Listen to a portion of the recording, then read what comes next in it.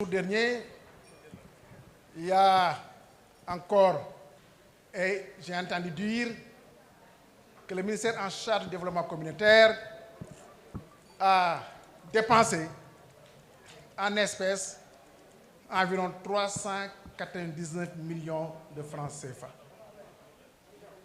sans aucune autorisation. Ce qui est naturellement faux,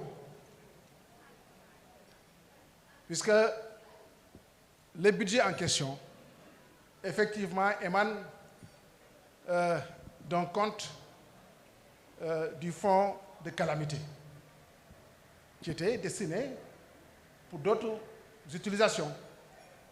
Mais avec l'autorisation du ministère des Finances, le DAGE, effectivement, a dépensé, mais pour les besoins du démarrage de l'opération. Le paiement de certaines activités. Vous savez parfaitement que pour le riz, la manutention du riz, mais un docker, il va falloir payer un docker par virement. Un docker, un amadal, virement. Mais c'est impossible. Les camions qui avaient en charge le transport, mais il fallait qu'ils mettent du carburant dans ces camions-là pour transporter le riz.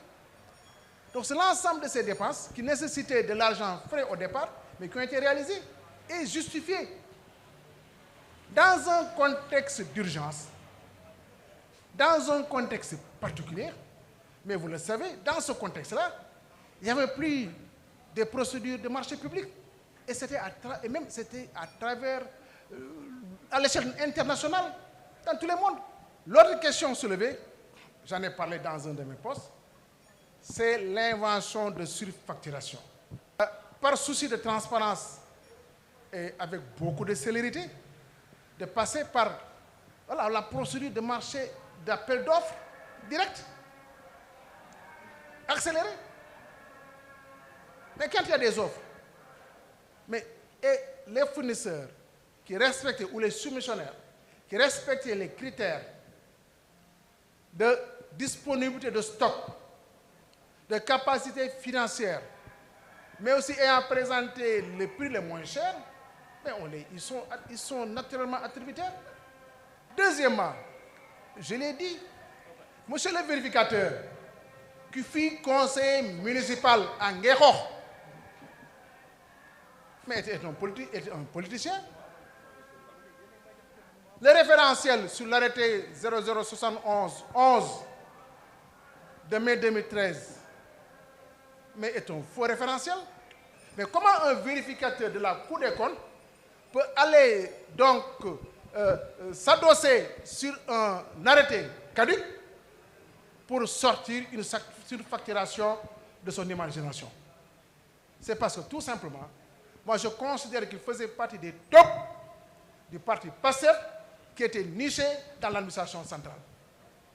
Et il fallait en tout cas tout faire pour saboter le travail de Macky Sall. C'était ça l'objectif. Aujourd'hui, ce monsieur-là s'est retrouvé promu directeur général au niveau des finances, dans une très grande direction générale au niveau des finances. C'est ça la réalité, il n'y a pas autre chose.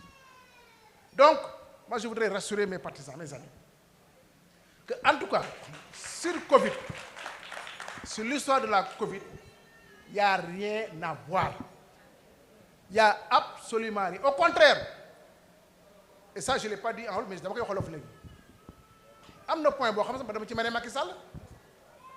Parce que nous avons Covid, mais nous avons décoré en 3 mois sur l'échelle nationale, mais c'est important. C'est énorme. C'est énorme. Aujourd'hui, non seulement nous avons décoré, mais nous avons mais c'est la catastrophe. Dans quel pays sommes-nous? Les gens ont travaillé.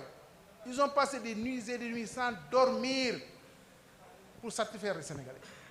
Mais en tout cas, pour moi, ça ne passera pas. Je ferai face. Voilà, nous ferons face. Hein?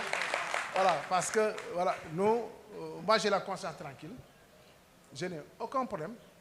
Je dors bien. Très bien même. Voilà, salam alaikum wa rahmatullahi wa barakatuh.